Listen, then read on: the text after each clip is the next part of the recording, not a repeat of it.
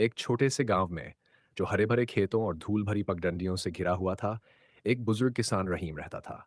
वह एक आस्तिक मुसलमान था जो प्रकृति और अपने समुदाय के साथ शांति से जीवन बिताता था।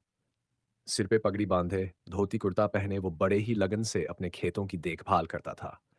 उसके संग हमेशा उसका सच्चा साथी बैल बीरू भी रहता था। बीरू एक दुबला पतला बैल था, लेकिन उसके भीतर ताकत और छुपी हुई जिजीविशा भरी हुई थी।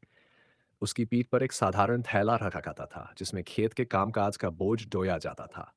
लेकिन उस दिन बैल ही गांव वालों की नजरों में नहीं था। वहां कुछ नौजवान भी खड़े थे जो बूढ़े आदमी और उसके कमजोर से साथी का मजाक उड़ा रहे थे। ताने और कटाक्षों की परवाह किए बिना रहीम धैर्य और सलीके से अपने काम में जुटा रहा। उसे भली भांति ज्ञात था कि सफलता और जीवन का सच्चा सुख सतत परिश्रम और अडिग संकल्प में ही निहित है।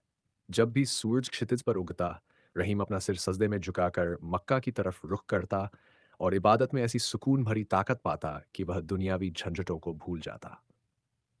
एक दिन अपने खेत के किनारे उगे एक बड़े पीपल के पेड़ की छांव में रहीम ठंडी सांझ का आनंद लेने बैठ गया।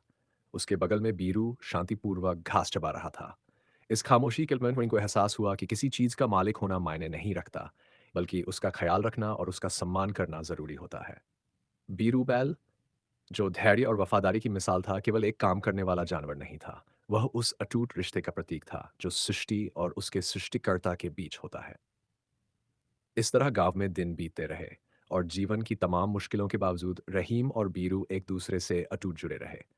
उन्होंने अपनी कहानियां उस धरती पर उकेरी जिससे वे बेहद प्रेम करते थे और जिसकी देखभाल करते थे। इस कहानी की सीख यह है कि जीवन की सच्ची दौलत चीज़ों के मालिक होने में नहीं, बल्कि उन चीज़ों की कद्र और हिफाजत करने में है जो अल्लाह ने हमें अमानत के तौर पर दी है।